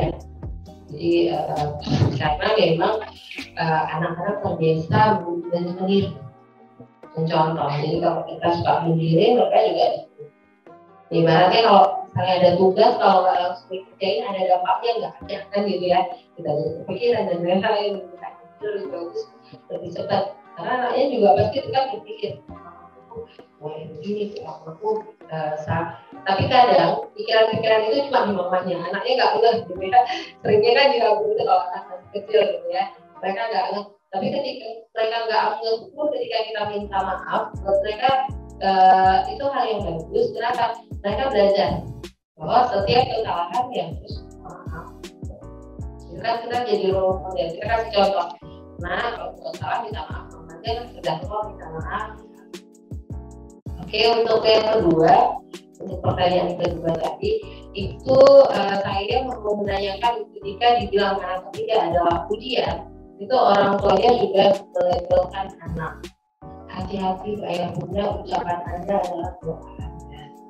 Jadi jangan sekali-sekali kita melabelkan anak itu ujian, karena apa kita belum tentu. Kalau buat saya, sama saya ketika kita sebagai orang tua justru kita yang melabelin anak ini sebagai anak ujian yang penuh dengan masalah. Ya, jadi ini mudah-mudahan kalau ada orang tua yang bilang, aduh ini anak ini ujian yang ujian saya banget. Boleh loh kita asertif namanya ya, komunikasi asertif. Kita mengungkapkan pendapat tapi dengan cara yang sopan, tidak memprotes. Kayak juga jangan dibilang ujian kasihan anaknya, didoakan saja semoga lebih baik ke depannya atau semoga dia jadi yang terbaik nantinya. Jadi jangan kita labelkan anak sebagai anak ujian. Ya karena nggak ada anak ujian, semua anak tuh ujian bro. Kalau saya bilang semua anak ujian untuk orang tuanya, bisa nggak kita mendidiknya dengan bagus? Jadi titipan dan ujian buat kita artinya ujian apa? Ya kita bisa sabar nggak, kita bisa mengasuhnya dengan bagus nggak? Misalnya kan gitu ya, bukan ujian dalam in the meaning, waduh semuanya jadi beban jadi gini, gitu ya. Karena titipan dan seharusnya itu semua anak itu seharusnya anugerah kalau buat saya. Jadi jangan kita anggap anak itu ujian kalau buat saya. Jadi semua anak itu harusnya anugerah titipan dari yang di atas. Jadi harus kita hargai, harus kita jaga, harus kita rawat dengan sangat baik. Jadi kalaupun ada anak-anak yang bermasalah, seharusnya sedini mungkin kita sudah mendetek. Itu kalau saya bilang susah kenapa orang udah kelas 3 SMA, udah SMA, orang tuanya masih memiliki hubungan komunikasi yang jelek. Bisa dirubah nggak? Bisa. Jadi diperbaiki lagi komunikasi dengan anaknya. Jadi itu pasti ada yang salah dengan komunikasinya. Entah mereka kurang, saya rasa itu less communication. Jadi mereka kurang komunikasinya sehingga kenapa? Kalau dikasih tahu anak terdekat. Kenapa? Karena tidak dibiasakan sedini mungkin untuk anak itu berdiskusi. Tadi kan kita udah belajar kebutuhan anak di usia berapa, sehingga di usia tertentu, di usia remaja yang saya bilang tadi, di usia remaja, anak seharusnya sudah banyak kita ajak diskusi. Sehingga ketika kita kasih tahu dia nggak debat, dia nggak marah, tapi jadinya kayak diskusi. Jadinya walaupun beda pendapatnya kita diskusi, nanti kita nyama ini siapa yang benar, misalnya siapa yang salah, siapa yang visi misalnya. Oh gitu ya, misalnya kan di zaman sekarang kadang nggak selamanya orang tua juga benar kan gitu. Bisa jadi di zaman anak-anak sekarang misalnya biasa kami mah misalnya ya, contoh kayak di zaman saya kita untuk menghubungi guru telepon itu tidak berani. Saya nggak berani menghubungi dosen saya, nelfon dosen saya nanya bu kapan saya bisa bimbingan, itu nggak berani. Jadi saya akan menunggu dosen di depan kelas. Misalnya gitu, oh dosennya ngajar jam 8 itu saya nungguin sampai di siapa aja saya nunggu. Itu zaman saya. Tapi kalau zaman sekarang kayak efektif sekali mama seperti itu.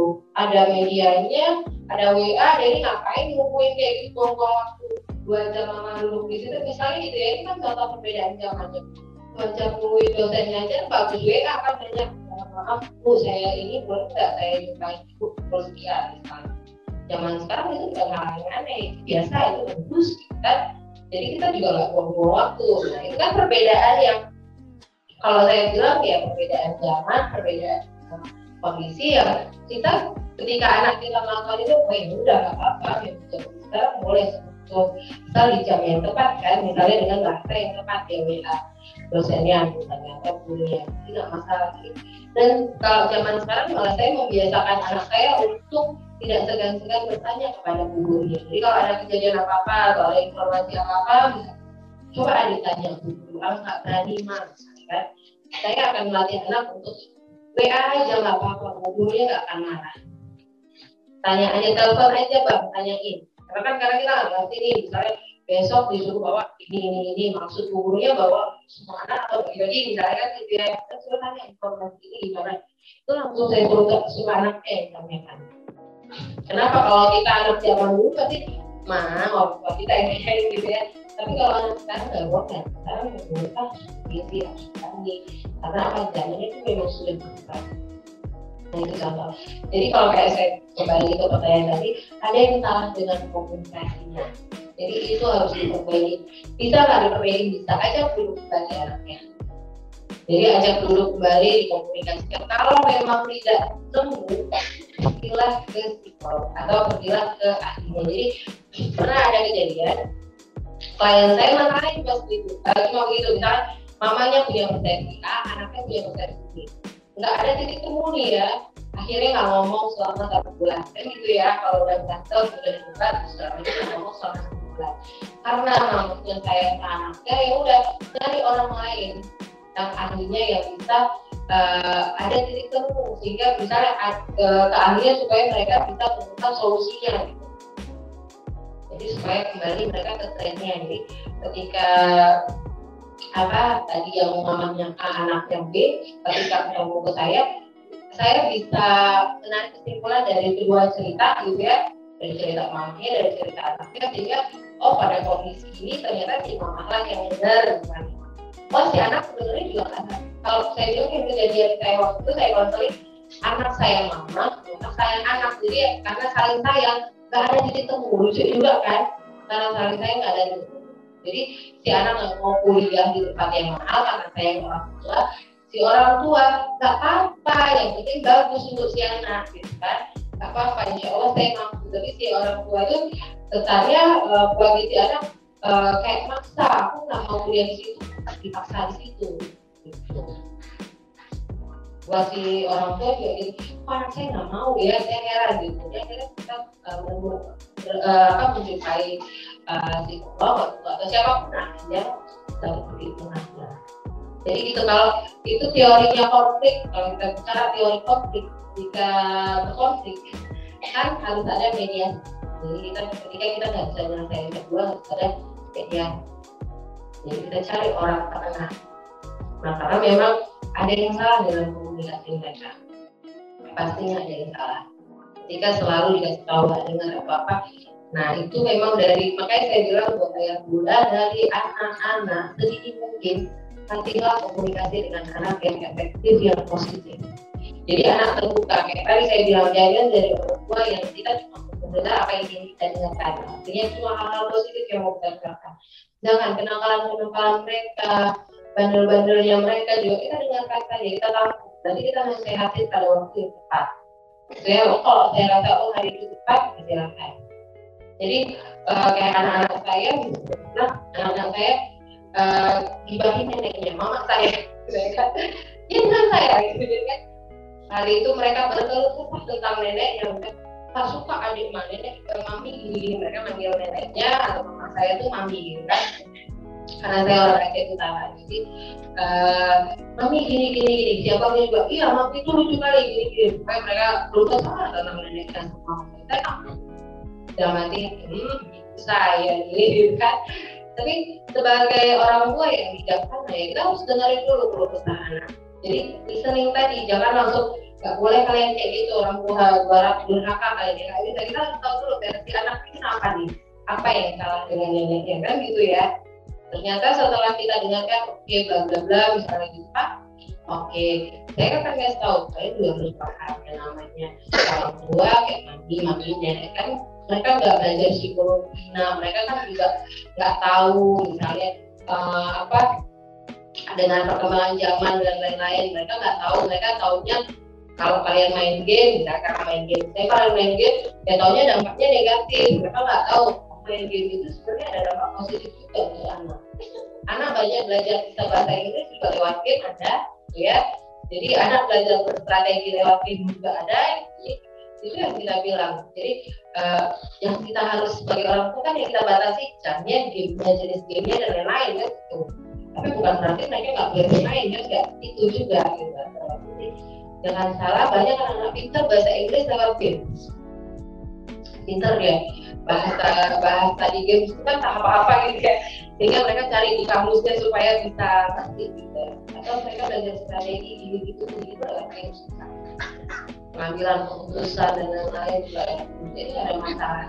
Yang kita harus terima ya lakuin dulu kesahnya baru kita tahu apa yang benar salahnya. Walaupun ujung-ujungnya tetap nanti kan mau belain mungkin mereka kan kalau nggak terima gitu ya mau belain enggak, mama menghargai orang yang lebih tua.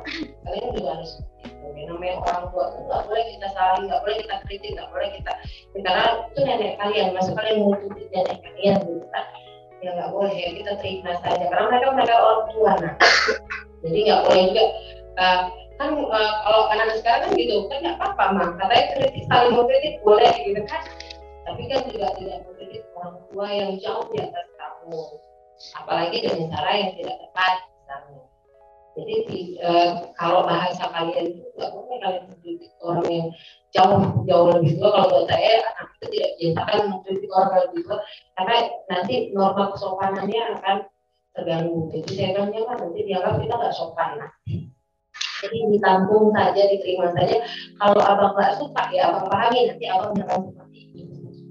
Jadi kalau abang oke ini salah ya udah tahu abang kalau itu salah itu jangan. Tapi abang nanti ya jangan begitu. Jadi abang jangan niru hal yang negatif ini. Karena mau saya, mau ibu saya, mau siapapun, kita semua manusia punya kelebihan dan kekurangan.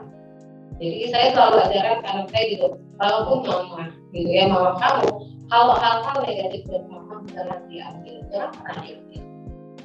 Jadi kalau yang kamu ambil dari mama yang bagus-bagusnya aja, adik ambil dari mama bagus-bagusnya. Kalau adik rasa nggak bagus, ya sudah cukup adik. Kalau adik mau ngasih tahu tentang mama orang yang suka, silakan kasih tahu apa nih yang adik nggak suka dari mama, tapi ya jangan diambil yang menurut adik negatif. Tapi kalau misalnya kita biasa itu, kita bisa komunikasi kan, kita bisa diskusi.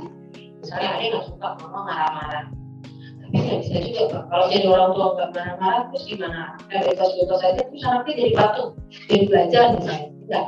Nah terus harus gimana? Bingung kan si anak, jadi mereka kita ajak diskusi sehingga mereka berpikir oke, sebenarnya jadi orang tua tuh marah juga nggak perlu. Jadi jangan mereka kira kita marah-marah ini kita pemarah. Kita marah-marah ini memang sebenarnya itu salah satu cara untuk mendisiplinkan mereka. Tapi memang nggak ada pilihan, berarti begitu. Itu pilihan terakhir yang harus mama lakukan. Mama juga tidak suka untuk marah-marah. Jadi mereka harus tahu itu. Ya. Jadi kalau ditanya gimana ya, komunikasinya harus dibenarin. Itu PR. Karena kita tadi juga udah kompleks jadinya. Karena sudah dikasih dan sering pulang malam dan segala macam harus ditanyakan. Sebagai orang tua yang punya ini ditanyakan. Kalau misalnya anaknya anak laki, misalnya kan tadi anak laki pulang malam, itu kan beranak laki wajar.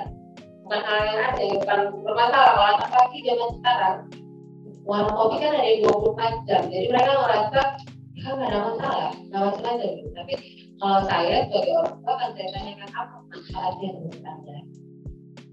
Jadi kalau misalnya anak kita bisa kayak gitu, oke, warung kopi kok nggak ngapa-ngapain, gitu. Ada manfaatnya nggak Bang? hidup itu harus bermanfaat. Saya menanamkannya akan seperti itu. Jadi kita sebagai orang tua bisa menanamkan anak hidup itu yang cari itu yang manfaatnya aja, yang banyak manfaatnya aja. Jadi ketika kita meninggal enak tuh surga gitu kan. Tapi kalau hidup nggak bermanfaat nanti mau ditanyain apa kita jawab gitu. Kalau kopi nggak ada kayak gitu, misalnya main HP, ngobrol kan nggak ada manfaatnya. Bagus sama ke masjid, tahajud segala macam gitu kan. Itu banyak pahalanya. Kalau itu saya yakin orang tuanya nggak marah gitu kan. Pulang pagi kalau dia ke masjid gitu kan pasti nggak marah orang tua. Tapi kalau karena pulang nggak tahu dari mana itu jadi marah. Mungkin seperti itu. Mungkin kalau ada mau respon ya, yang bisa saja. Bu Nabi atau Bu Anggian ada? Cukup. Oke, silakan. Izin. Assalamualaikum warahmatullahi wabarakatuh. Waalaikumsalam. Saya Mira, guru di sini. Mungkin pertanyaannya itu lebih ke apa guru lah gitu ya. Kan saya cuma guru subjek yang ketemu cuma mungkin seminggu 4 jam gitu di kelas. Saya pengen bertanya gimana ya cara kita tips komunikasi lah sama siswa yang perlu perhatiannya lebih. Contohnya mungkin siswa yang sedikit baik perhatian terhadap hafalannya maupun kemudian terhadap tingkat kemampuannya secara gitu ya, secara kemampuan menangkap ke dalam di kelas gitu. Mungkin itu aja Bu. Kayak gimana cara komunikasi tips dalam waktu yang terbatas, cuma 4 jam satu minggu gitu. Terima kasih. Oke, baik, terima kasih Miss Ira. Ada pertanyaan lain? Oh, gitu Pak. Dari tadi sebenarnya saya lihat.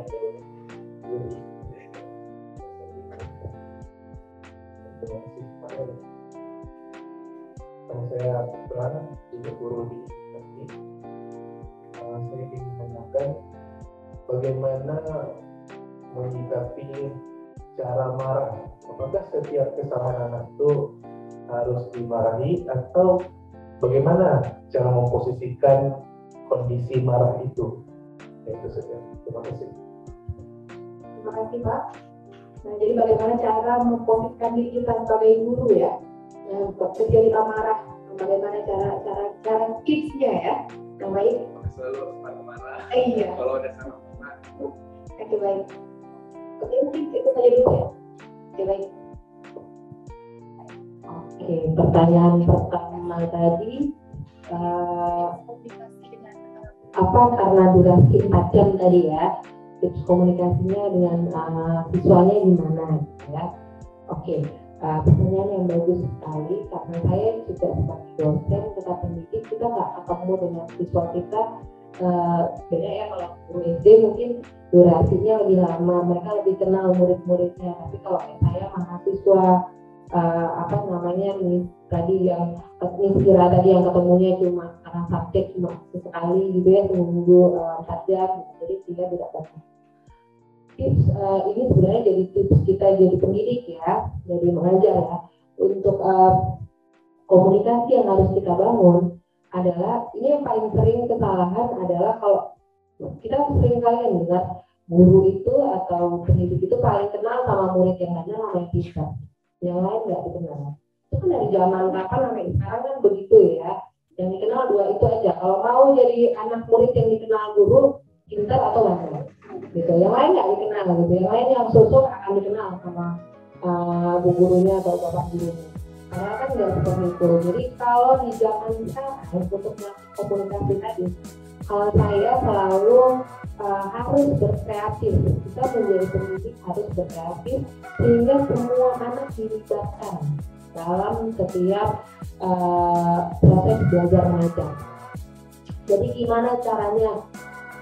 Saya selalu membuat, misalnya kalau saya selalu misalnya bertanya, silakan bertanya, tapi nggak pada orang-orang yang sama misalnya. Jadi satu kelas itu pasti kan dapat gilirannya untuk bertanya. Jadi itu harus pintar kita. Jadi kayak saya dulu, saya juga belajar dari pendidik saya misalnya. Oke, minggu ini dia suruh yang dari sini, kemudian dari sini. Jadi setiap hari itu ada gilirannya gitu ya. Kalau misalnya kan kalau di SMA barisnya nggak pindah-pindah. kan enak ya. Tapi kalau kayak di mahasiswa kan kita nggak bisa nih baris-baris setiap hari berpindah-pindah mereka kan. Jadi yang kita lakukan gimana ya, absensi gitu. Jadi oke, ini apa misalnya. Jadi kita selalu mengajak komunikasi sederhana. Kalau kayak saya yakin kira ngajarnya untuk anak SMA. Kalau SMA gampang. Buat tugas misalnya presentasi. Saya paling suka tugas presentasi untuk melatih komunikasi anak. Jadi dilatihlah kalau untuk anak SMP, SMA udah bisa. Tapi kalau anak SD mungkin kelas 5-6 ya baru bisa ya presentasi sederhana yang kecil gitu kan. Kenapa itu bagus sekali untuk anak. Jadi kalau misalnya mereka yang masuk kelas saya akan bilang, Bu Sani bukannya malas mengajar ya. Saya selalu membuat tugas-tugas presentasi supaya saya melihat bagaimana cara kalian berkomunikasi. Jadi kenapa hari ini juga saya yang mengisi materi tentang komunikasi, karena saya memang beberapa kali dipercaya untuk melatih komunikasi pada anak, pekerja dan lain-lain gitu kan. Jadi dengan tugas-tugas seperti itu, saya akan bilang ke siswa saya, ke mahasiswa saya, tugas kalian itu semua wajib presentasi. Jadi misalnya sekelompoknya berempat wajib dan nilainya akan berbeda. Yang saya lihat bukan bagus, ibaratnya bukan gini ya, bukan kalian harus komunikasinya kayak air gimana enggak, tapi proses kalian ada belajarnya, kalian mampu mendelivernya. Jadi kita juga harus hargain itu, walaupun dia masih gemeteran, dia masih kata-katanya gitu ya, namanya anak-anak kan, namanya proses belajar masih takut apa-apa, tapi ketika dia pahami, dia bisa mendeliver ke teman-temannya walaupun dengan groginya, pastilah dia nilai yang bagus karena apa, dia sudah berusaha. Jadi contohnya seperti itu. Jadi semua anak dilibatkan. Jadi satu kelas itu kasih tugas kelompok semua wajib misalnya. Jadi kalau misalnya kayak durasi, saya nggak tahu ya kalau SMA pelajaran-pelajaran apa ya, buat aja tugas kelompok. Misalnya kita ada 2 jam pertemuan, misalnya kasih setengah jam untuk masing-masing buat tugas kelompoknya, nanti setengah jam lagi atau 1 jam setengah lagi dibagi waktu presentasinya setiap kelompok misalnya gitu. Jadi mereka melatih terbiasa untuk satu komunikasinya, kita bisa lihat kemampuan anak. Jadi kan di situ banyak hal yang bisa kita gali kalau sebagai guru. Jadi saya bisa tahu, oh anak ini pintar, oh anak ini agak kurang, bisa. Oh anak ini berani tampil di depan, oh anak ini pintar tapi nggak berani tampil di depan, misalnya. Kan lain-lain itu karakter anak. Jadi kita sebagai guru bisa mengamati. Karena seperti tugas-tugas presentasi atau kahut main apa, itu semua anak akhirnya aktif. Semua anak yang nggak pintar pun kita jadi tahu, oh anak ini sebenarnya cepet, oh anak ini. Nah, jadi ya Bu, misalnya apa. Jadi saya suka dengan tugas-tugas yang melatih mereka untuk aktif gitu. Jadi semua anak tuh harus diaktifkan supaya kita bisa tahu. Karena yang namanya kalau mau komunikasi efektif itu harus aktif, nggak bisa pasif kan. Jadi kita harus tahu anak ya dengan tugas-tugas tadi, belajar memahami karakter anak dengan tugas-tugas tadi. Kalau enggak ya anak sendiri tenggelam dia di kelas sayang kan gitu ya. Sedangkan saya, padahal mereka punya potensi yang bisa digali. Jadi ternyata anak-anak kecil ini ketika digali, wah muncul skill-skillnya muncul. Jadi ketika tugas kelompok kita bisa amati, kalau di forum besar dia nggak pernah nanya, tapi waktu di tugas kelompok dia yang paling bisa leadership misalnya. Dia yang bisa mengarahkan teman-temannya, oke kita kayak gini. Berarti dia di komunitas kecil yang 4 orang, 3 orang, dia leadershipnya muncul banget, komunikasinya juga bagus gitu. Bahkan kita juga bisa tahu misalnya ada anak yang misalnya karena jangan salah Bu, ada anak yang komunikasinya bagus, ternyata ketika misalnya diarahkan misalnya dari dia terlalu dominan, itu kan juga nggak bagus ya. Artinya kalau komunikasinya bagus, dia juga harus belajar untuk menghargai pendapat orang lain, jangan terlalu dominan dan lain-lain. Jadi kita bisa lihat karakter, kita bisa mengaktifkan semuanya. Walaupun durasinya cuma 4 jam seminggu, saya yakin kita bisa. Karena dosen saja punya waktu cuma 2 SKS, 3 SKS gitu ya, seminggu tapi bisa. Kita bisa lihat selama 1 semester, kita bisa lihat karakter anak dan kita bisa membuat semua anak aktif. Dan kita akhirnya tidak membeda-bedakan anak daripada sekedar tanya jawab. Karena metode zaman itu kan masih istilahnya tanya jawab, kalau tanya jawab itu yang termis, itu yang takut termis. Takut ada anak-anak yang nggak sempat kita tanya misalnya. Makanya kalau mau kita tanya ya gimana cara lewat absensi bisa, lewat wajah bisa, kenali gitu kan. Jadi belajar untuk itu. Oke ya, gitu ya. Yang kedua tadi ya, Pak Putra, apakah kita harus marah gitu ya, harus marah-marah terus apa gimana gitu ya? Justru Pak, sering marah-marah tidak bagus. Artinya kita tidak bisa mengontrol emosi kita. Jadi kalau kita marah itu memang harus ada tempatnya. Jadi nggak bisa kita dalam segala situasi yang marah, solusinya tidak, itu pemarah namanya. Jadi kemampuan kita mengontrol emosi negatif. Tapi boleh nggak ibaratnya gini, emosi marah itu kan ada. Jadi kan nggak mungkin kita dalam kondisi tertentu kita nggak marah misalnya ya. Tapi marahnya kita juga marah yang positif ya Pak, bukan marah yang marah-marah dalam arti kata ya. Kalau saya bilang bukan marah sih, lebih tegas. Jadi kata-kata yang marah tadi, kalau kita sebagai pendidik sangat tidak dianjurkan untuk marah. Emosi marah silakan diredam, silakan dikontrol. Karena belajarlah mengontrol emosi atau mengelola emosi, apalagi emosi marah misalnya. Karena kata-katanya ibaratnya ya kenakal-nakalnya murid kita gitu ya, misalnya ngapain gurunya gitu ya, tetap aja dikontrol. Kalau saya meniru Nabi Muhammad yang kalau diudahin aja dia diem, dia berdoakan dan lain-lain gitu kan. Jadi kalau kita pun misalnya ya kontrol emosi, saya kan bukan Nabi gitu ya, kalau banyak orang kalau saya bilang gitu, oke, silahkan ambil wudhu. Kan cara mengelola emosi marah itu kan gitu, kalau kita berdiri gitu, kalau kita duduk jaga emosi marah tidur, kalau nggak mempan lagi wudhu, mempan lagi ambil Quran, baca, nggak mempan lagi sholat misalnya gitu kan, ambil wudhu, sholat dulu, nggak mempan lagi ya baca Quran dan lain-lain. Banyak pastinya. Saya yakin banyak yang bilang enggak, kok nggak mempan. Enggak mempan, coba kamu ambil Quran terakhir kan, udah sholat masih Bu marah, ambil Quran lagi, jadi kamu tertidur. Saya kata udah hari aku saya kata begitu. Karena apa? Udah doa masih nggak tenang, ibaratnya gitu ya, udah wudhu nggak tenang, udah sholat udah doa nggak tenang. Ya berarti kan saya kan udah luar biasa gitu ya. Ngaji selembar pasti ngantuk bilang pasti tidur. Mereka iya juga ya Bu, kayak gitu. Nah, yang diperlukan kepada anak didik maupun anak kita sebenarnya bukan marah tapi tegas. Jadi kalau marah harusnya dikelola ya. Jadi tegas kita itulah yang dianggap anak marah. Versi anak ya, istilah anak ini marah padahal enggak, kita tegas. Jadi yang harus kita lakukan tegas itu kayak gimana? Yaitu kita menempatkan misalnya ada reward dan punishment. Yang salah tetap ada hukuman. Jadi hukuman itu disesuaikan dengan anak. Jadi jangan sampai salah ketika ngasih punishment, ngasih hukuman, ya harus sesuai dengan misalnya karakter anak. Jadi kayak anak saya ya, hukuman misalnya dia nggak suka mandi, ya hukumannya mandi. Nggak ngerugiin kan? Itu punishment yang tidak merugikan siapapun. Malah bermanfaat untuk dia karena dia malas mandi. Dia mandinya bisa sehari sekali misalnya. Ya udah nantilah punishmentnya kamu harus mandi gitu.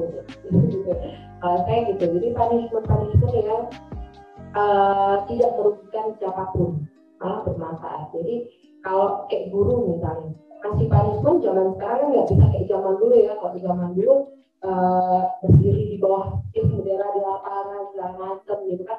Kalau sekarang kan tidak boleh. Jadi gimana punishmentnya? Oke, kamu coba buat tugas satu lembar. Jadi disesuaikan karakter anak. Kamu ada nulis misalnya, kamu harus. Jadi kalau anak yang suka nulis, kita suruh apa yang dia nggak suka, itulah punishment ya. Jadi kayak misalnya ada nih yang pernah nanya ke saya gitu kan, anaknya tuh berani segala macam. Jadi orang tuanya tuh kasih punishment. Saya bilang di saking ini bandel deh, orang tuanya bilang saya bandel banget, anaknya bandel banget, dimarahin ini enggak mempan. Akhirnya saya kasih hukuman, saya kurung di garasi gitu ya. Ada CCTV, orang tuanya ada CCTV di kamar. Jadi memang ketika di garasi orang tuanya bisa pantau dari kamar. kan. Jadi itu udah nggak tahu mau bilang ada orang tua. Dan terjadi kan anak yang berani, anak yang memang anak-anak yang tangguh, ketika itu oke ya, ini semuanya bunda perlu digaransi 15 menit. Oke bunda bentar ya, ngapain bunda bentar bunda dari ikut nyambung. Jadi anaknya sampai juga itu nggak ada hukuman. Itu yang salah, anak yang berani, anak yang tangguh, yang nggak ada takutnya itu hukumannya pasti itu yang ngarang-ngarang belajar. Coba disuruh baca satu lembar, coba disuruh hafal surah apa, kayak gitu hukumannya. Jadi disesuaikan dengan yang dia nggak suka. Kalau kayak gitu ya dia jadi tantangan, dia malah tertarik, dia nggak takut. Dan benar ketika orang tuanya masih di TV, santai aja anaknya duduk nyantai, nyanyi lagi di dalam garasi yang gelap gitu kan. Karena itu bukan hukuman buat dia. Jadi kalau kita kasih hukuman yang sesuaikan dengan karakternya, kira-kira bahwa dia akan merasa itu hukuman buat dia. Jadi kayak anak saya nggak suka baca, ya hukumannya baca 2 lembar, baca 1 lembar, ambil buku, bisa ambil buku baik buku BKN atau buku apa, itu nggak dibaca. Jadi itu kalau jadi di rumah enak, oke, aku rangkum halaman sekian. Jadi saya gitu kan, kalau anaknya nggak suka baca, nggak suka belajar, gitu kira-kira hukumannya seperti itu. Jadi yang dibutuhkan adalah ketegasan, bukan marah-marahnya. Ya, karena kemampuan mengelola emosi buat kita orang dewasa itu sangat penting. Karena kita role model. Kalau kita jadi guru yang marah-marah, jadi orang tua yang marah-marah, ya anak kita jadi anak yang pemarah juga. Atau gurunya aja pemarah, jadi orang tuanya aja pemarah. Berarti kan nggak salah, karena kan gitu ya. Karena kita role model akan ditiru ya kan. Mungkin itu. Terima kasih Bu Santi, luar biasa ya. Mudah-mudahan menjawab ya tadi pertanyaan saya tadi ya. Insya Allah ada lagi mungkin Ibu Santi ini. Satu lagi baik. Boleh, kalau enggak ya kita coba kita sapa yang di Zoom. Iya baik, kita yang di rumah ya. Oke, baik yang di Zoom. Mungkin sudah ada pertanyaan Pak. Buka kamera tadi saya lihat. Mungkin enggak bertanya, mungkin juga boleh menambah. Iya. Atau sharing. Mungkin mau sharing atau mau respon ya. Di sini ada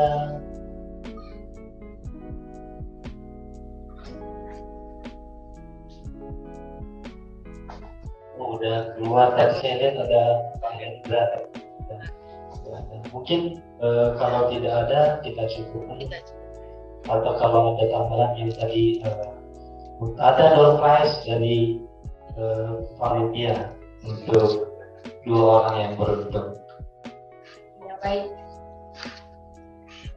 Oke baik, mungkin saya simpulkan sedikit ya dari tadi materi yang luar biasa yang telah disampaikan oleh Ibu Santi. Nah mungkin ini sehari-hari kita komunikasi yang sehari-hari kita lakukan ya, baik itu untuk anak kita dengan orang lain ya, dengan orang sekitar, dan untuk anak didik ya pastinya. Nah jadi banyak sekali tadi yang sudah dipaparkan strategi apa saja yang efektif ya. Dan salah satunya itu kita harus menjadi pendengar yang baik. Nah itu dia yang pertama ya. Jadi jangan langsung kita tidak mau dengar apa-apa. Nah itu yang sangat buruk ya. Nah contoh yang buruk. Nah kemudian selanjutnya itu kita memakai kontak mata. Nah jadi untuk orang-orang yang kita ajak komunikasi, kita harus memberikan perhatian dengan cara kontak mata. Nah kemudian selanjutnya itu mengapresiasi. Nah jadi kalau misalnya anak kita apapun yang melakukan dengan hal yang positif, sedikit apapun kita harus apresiasi, berikan apresiasi. Kemudian gunakan juga kata-kata yang positif. Nah, seperti tadi kita katakan, kita hindari kata jangan ya, jangan terlalu banyak menggunakan jangan gitu ya. Nah kemudian selanjutnya kita meluangkan waktu, be there ya. Jadi kita memang harus engage dengan anak kita ya. Jadi, kalau kita misalnya berkomunikasi, misalnya mungkin kita simpan dulu gadget kita, jadi kita memang benar-benar ada di sana ya berkomunikasi dengan anak kita. Nah kemudian kita juga harus kenalkan yang tadi ada kata-kata emas ya, compliment words, tadi ada terima kasih ya. Kita jangan sungkan-sungkan mengucapkan kata maaf. Nah kemudian permisi dan minta tolong. Nah itu karena kita sebagai orang tua juga menjadi role model tadi ya. Nah, jadi bahasa yang kita gunakan dengan anak-anak juga memang sangat kita perhatikan karena kita memang yang sangat dicontoh ya. Kalau guru juga seperti itu. Nah, kemudian selanjutnya kita juga harus memperhatikan anak itu dengan non-verbalnya ya, seperti tadi non-verbal dengan ekspresinya dan segala macam dari anak kita tadi. Oke, baik, mungkin itu saja sedikit kesimpulan yang kita ambil dari materi hari ini.